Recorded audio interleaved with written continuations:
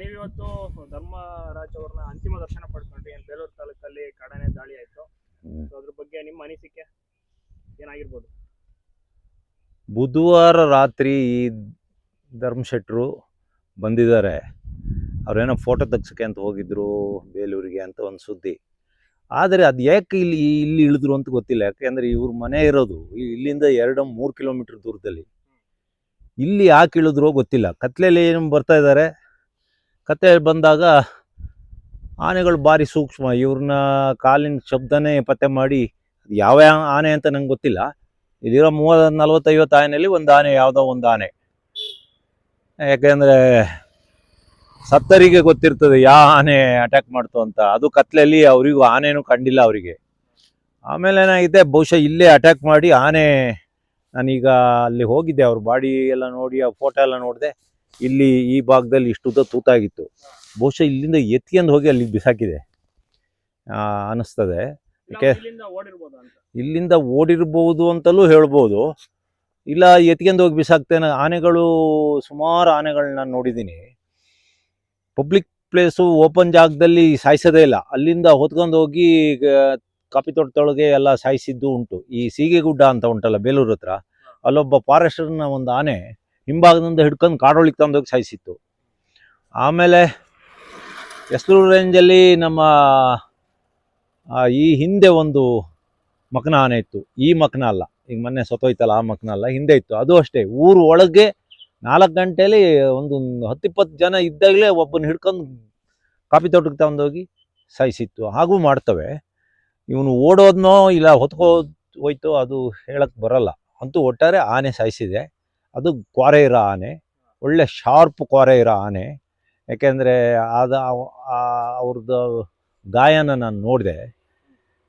ಆಮೇಲೆ ಆನೆ ಇರೋ ಜಾಗದಲ್ಲಿ ಫಾರೆಸ್ಟು ಇಲಾಖೆಯರು ಅಷ್ಟೆಲ್ಲ ತಲೆ ಕೆಡಿಸ್ಕೊಂಡು ಈ ಮಳೆಲೆಲ್ಲ ಅನ್ನ ನೀರು ಇಲ್ದಲೆ ETF ಹುಡುಗರು ಆ ಆನೆಗಳನ್ನ ಕಾಯ್ತಾರೆ. ಆಮೇಲೆ ಜನಗಳಿಗೆಲ್ಲ ಪ್ರಚಾರ ಮಾಡ್ತಾರೆ, ಅನೌನ್ಸ್ ಮಾಡ್ತಾರೆ. ಆದರೂ ನಾವು ಅಂದ್ರೆ ಮನುಷ್ಯರು, ನಮ್ಮ ಸಾರ್ವಜನಿಕರು ಇಲ್ಲ ನಾಗರಿಕರು ಎಚ್ಚೆತ್ಕೊಳ್ಳಿಲ್ಲ ಅಂದರೆ ಇದು ಕಷ್ಟ ಆಗ್ತದೆ. ನೋಡಿ, ಒಂದೇ ಊರಿನವ್ರು 3 ಜನ ಸತ್ತೋಗಿದ್ದಾರೆ. ಈ ಹಿಂದೆ ಒಬ್ಬ ಸತ್ತೋದಲ್ಲ, ಅವರು ಇವ್ರ ಮನೆ ಪಕ್ಕದರೆಯ. ಇನ್ನು ಅದಕ್ಕಿಂತ ಹಿಂದೆ ಒಂದು ಲೇಡಿ ಸತ್ತೋದು. ಎಲ್ಲ ಅದೇ ಊರಿನವರು, ಕಣಗುಪ್ಪೆ ಊರಿನವರು. ನಾನೀಗ ಅವ್ರ ಮನೆಗೆ ಹೋಗಿದ್ದೆ. ಅಲ್ಲಿ ಅಲ್ಲಿ ಈಗ ಒಂದು 2 ತಿಂಗಳ ಹಿಂದೆ ಅಲ್ಲೊಂದು 15 ದಿವಸದ ಹಿಂದೆನೂ ಅಲ್ಲಿ ಅಟ್ಯಾಕ್ ಆಗಿತ್ತು. ಅದೊಂಥರ ರೆಡ್ ಝೋನ್ ಇದ್ದಂಗೆ. ಆ ಭಾಗದಲ್ಲಿ ಆನೆಗಳು ಪದೇ ಪದೇ ಹೋಗ್ತದೆ. ಅದೊಂದು ಆಯಕಟ್ಟಿನ ಜಾಗ. ಹಾಗಾಗಿ ಆ ಭಾಗದಲ್ಲಿ ಒಂದು ಸ್ವಲ್ಪ ದಾರಿ ದೀಪಗಳು ಮತ್ತು ಜನಗಳನ್ನ ಎಚ್ಚರಿಕೆ ವಹಿಸಬೇಕು. ಜನಗಳುವ ನಮ್ಮೂರು, ನಾವು ಎಷ್ಟೊತ್ತಿಗಾರ ಹೋಗ್ತೀವಿ, ನಮ್ಮ ಹೊಲ, ನಮ್ಮ ತೋಟ ಅಂದರೆ ನಮ್ಮ ಜೀವಕ್ಕೆ ನಾವೇ ಹೊಣೆ ಬಿಟ್ಟರೆ, ಸತ್ತ ಮೇಲೆ ಏನೋ ಪರಿಹಾರ ಕೊಡ್ತಾರೆ, ಕೈ ತೊಳ್ಕೊಂತಾರೆ ಅಷ್ಟೇ, ಸತ್ತ. ಹಾಗಾಗಿ ಎಚ್ಚರಿಕೆಯಿಂದ ಇರಬೇಕು. ಈ ವ್ಯಕ್ತಿ, ಈ ಧರ್ಮಪ್ಪ ಶೆಟ್ಟರು ಅವತ್ತು ಇಲ್ಲಿಂದ 3 ಕಿಲೋಮೀಟ್ರ್ ನಡ್ಕೊಂಡು ಊರಿಗೆ ಹೋಗೋಕ್ಕಿಂತ ಒಂದು 10-20 ರೂಪಾಯಿ, 50 ರೂಪಾಯಿ, 100 ರೂಪಾಯಿ ಕೊಟ್ಟಿದ್ರೆ ಅವ್ರ ಮನೆ ಬಾಗಿಲಿಗೆ ಹೋಗಿ ಇಳಿಬೋದಿತ್ತು. ಅವ್ರ ಮನೆ ಬಾಗಿಲಲ್ಲೇ ಇಲ್ಲಿಂದ 2 ಕಿಲೋಮೀಟ್ರ್ ಆಗ್ತದೆ. ಅದು ಯಾಕೆ ಇಲ್ಲಿಂದ ಈ ಕತ್ಲೆಯಲ್ಲಿ ನಡ್ಕೊಂಡ್ಬಂದ್ರು ನಂಗೆ ಗೊತ್ತಿಲ್ಲ. ಆಮೇಲೆ ಮಿಸ್ಸಿಂಗ್ ಕಂಪ್ಲೇಂಟ್ ಕೊಟ್ಟರು, ಹುಡುಕಿದ್ರು ಎಲ್ಲ ಕಡೆ. ಫಾರೆಸ್ಟ್ ಇಲಾಖೆ ಹುಡುಕಿದ್ದಾರೆ. ಡ್ರೋನ್ ಮತ್ತೆ ಡಾಗ್ ಸ್ಕ್ವಾಡ್ ಎಲ್ಲ ತಂದು ಫಾರೆಸ್ಟ್ ಡಿಪಾರ್ಟ್ಮೆಂಟ್ ಅವರು ಹುಡುಕಿದ್ದಾರೆ. ಮೊನ್ನೆ ನೈಟ್ ಇಂದ ಮಿಸ್ಸಿಂಗ್ ಕಂಪ್ಲೇಂಟ್ ಯಾವತ್ತು ರಿಜಿಸ್ಟರ್ ಆಯ್ತು ಅವತ್ತಿಂದನೂ ಅವರು ನೈಟ್ ಎಲ್ಲ ಫುಲ್ ಸರ್ಚ್ ಮಾಡಿದ್ದಾರೆ. ಆಮೇಲೆ ಆಕಸ್ಮಿಕವಾಗಿ ಯಾರು ದನ ಇಲ್ಲಿ ಹುಡ್ಕಕ್ಕೆ ಹೋದನ ಏನೋ ಅಲ್ಲಿ ಬಾಡಿ ಸಿಕ್ಕಿದೆ. ಅದು ಸ್ವಲ್ಪ ಮಳೆ ಬಂದು ವಾತಾವರಣ ತಂಪಿರೋದಿಗೆ ಅದು ಸ್ಮೆಲ್ ಜಾಸ್ತಿ ಬಂದಿಲ್ಲ. ಬೇಸಿಗೆಲಾಗಿದ್ದರೆ ಇಲ್ಲಿಗೆ ಸ್ಮೆಲ್ ಹೊಡಿತಿತ್ತು. ಆದರೂ ಜನಗಳು ಯಾಕೆ ಹೀಗೆ ಮಾಡ್ತಾ ಇದ್ದಾನೆ ಅಂತ ಗೊತ್ತಿಲ್ಲ. ಸುಮ್ಮನೆ ಆನೆ ಇರೋ ಜಾಗದಲ್ಲಿ ಉಡಾಪೆ ಮಾಡ್ಕೊಳೋದು, ನಾವು ಅಲ್ಲಿಗೆ ಹೋಗ್ಬೇಕು, ಇಲ್ಲಿಗೆ ಹೋಗ್ಬೇಕು, ಆನೆ ಪೂರಾ ಹಿಡ್ಕೊ ಹೋಗಿ ಅಂತ ಹೇಳೋದು, ಆ ರೀತಿ ಉತ್ತರ ಬರ್ತಾಯಿದೆ. ಅದಕ್ಕಿಂತ ಆ ಉತ್ತರ ಕೊಡೋಕ್ಕಿಂತ ಮೊದಲು ನಾನು ಹೆಂಗಾರ ಮಾಡಿ ಬದುಕೋಣ, ಆನೆಗಳ ಹತ್ರ ಹೋಗಿ ಆನೆಗಳಿಂದ ಕಾಲಿಗೆ ಸಾಯೋಕ್ಕಿಂತ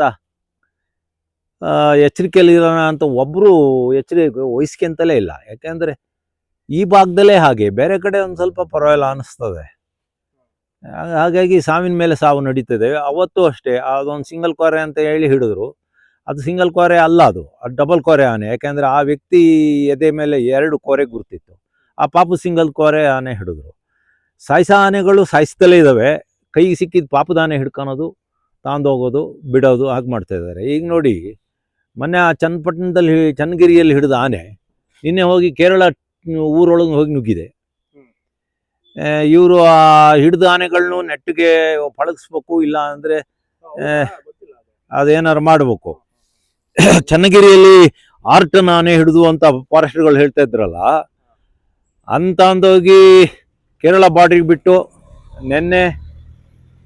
ನೆನ್ನೆ ಕೇರಳ ಊರೊಳಗೆ ನುಗ್ಗಿದೆ. ಹಿಂದೆ ಇಲ್ಲೇ ನಮ್ಮ ಭಾಗದಲ್ಲೇ ಹಿಡಿದ ತಣ್ಣೀರು ಆನೆ ಕೇರಳಕ್ಕೆ ಬಿಟ್ಟು, ಕೇರಳದ ಅನುಭವಿಗಳಲ್ಲ, ಆ ಡಾಕ್ಟರ್ಗಳು, ಇವರು ವೆಟರ್ನರಿ ಡಾಕ್ಟರ್ಗಳು 3-4 ಡಾಟ್ ಮಾಡಿ ಆ ಆನೆ ಶವ ತಂದು ನಮ್ಮ ಕರ್ನಾಟಕಕ್ಕೆ ಬಿಸಾಕ್ತಿದ್ರು. ಇನ್ನು ಈ ಆನೆನೂ ಅದೇ ಥರ ಮಾಡ್ತಾರೆ ಅಂತ ಕಾಣ್ತದೆ. ಇವರೆಲ್ಲ ಮಾಡೋದು ಎಲ್ಲ ಎಡವಟ್ ಕೇಸ್ಗಳು. ಜೊತೆಗೆ ಈಗ ಫಾರೆಸ್ಟ್ ಮಿನಿಸ್ಟ್ರುಗಳಿಲ್ಲ, ಈ ಸರ್ಕಾರಕ್ಕೆ ಫಾರೆಸ್ಟ್ ಮಿನಿಸ್ಟ್ರೇ ಇಲ್ಲ. ಆಗ ನೋಡಿ, ಅದಾದಮೇಲೆ 2 ಆನೆ ಸತ್ತೋದು. ಒಂದು ಚಿಕ್ಕಮಗಳೂರು ಭಾಗದಲ್ಲಿ ಒಂದು ಆನೆ ಸತ್ತೋಯ್ತು, ಮೂಡಿಗೆರೆ ಹತ್ರ. ಕೊಡಗಲ್ ಒಂದು ಹೆಣ್ಣಾನೆ ಸತ್ತೋಯ್ತು ಮೊನ್ನೆ. ಈಗ ಒಬ್ಬ ಮನುಷ್ಯ ಸತ್ತೋದ. ಯಾರು ಹೇಳೋರಿಲ್ಲ, ಕೇಳೋರಿಲ್ಲ, ಏನಿಲ್ಲ. ಅಧಿಕಾರಿಗಳು ಅಲ್ಲಿ ಬೆಚ್ಚಿಗೆ ಇದ್ರಲ್ಲಿ ಕೂತ್ಕೊಳ್ತಾರೆ, ಹಾಸನದಲ್ಲಿ ಆಫೀಸಲ್ಲಿ ಕೂತ್ಕೊಳ್ತಾರೆ. ಇಲ್ಲಿ ಆ ಪಾಪದ ETF ಹುಡುಗರುಗಳು ಇಲ್ಲಿ ಗೋಳಾಡ್ತಾ ಇದ್ದಾರೆ.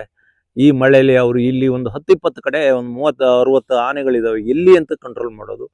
ಸರಿ, ಅವ್ರೇನೋ ಹಗಲು ಕಂಟ್ರೋಲ್ ಮಾಡ್ತಾ ಇದ್ದಾರೆ, ಟ್ರ್ಯಾಕಿಂಗ್ ಕಷ್ಟ. ಹಗಲು ಏನೋ ಕಂಟ್ರೋಲ್ ಮಾಡ್ತಾ ಇದ್ದಾರೆ, ರಾತ್ರಿ ಹಿಂಗೆ ಉಡಾಪೆ ಮಾಡ್ಕೊಂಡು ರೋಡಲ್ಲಿ ಕತ್ಲೆಲ್ಲೆಲ್ಲ ಆನೆ ಏರಿಯಾದಲ್ಲಿ ನಡ್ಕೋಬೋದು. ನೋಡಿ, ನಾನು ಈಗ ನಿಂತಿರೋ ಜಾಗನೂ ಡೇಂಜರ್ ಜಾಗ.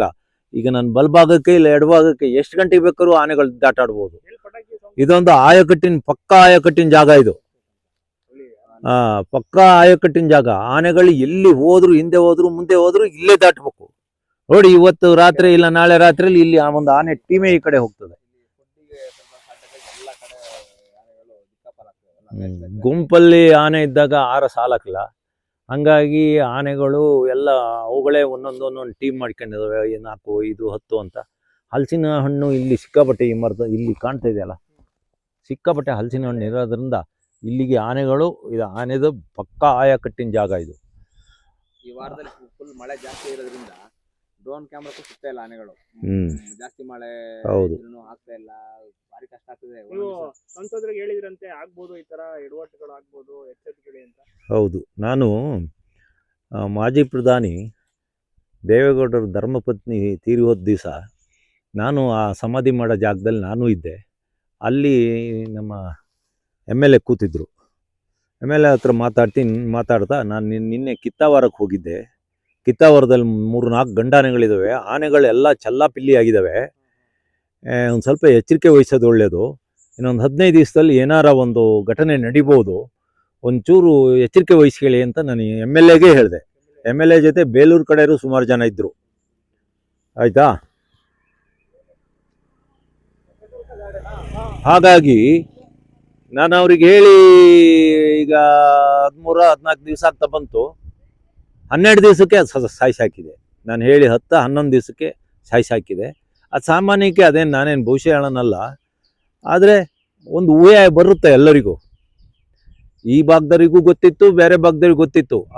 ಕೆಲವು ಆನೆಗಳು ಹಗಲು ರಾತ್ರಿ ತಿರುಗ್ತಾ ಇದ್ದಾವೆ, ಏನಾರು ಅಟ್ಯಾಕ್ ಮಾಡ್ಬೋದು ಅಂತ. ಇತ್ತೀಚೆಗೆ ಒಂದು ಅಟ್ಯಾಕ್ ಆಗಿತ್ತು ದನಗಟ್ಟಿಗೆ ಹೋಗೋತ್ತಿಗೆ. ಯಾರು? ಕಣ್ಗುಪ್ಪೆಯರ ಮೇಲೆ.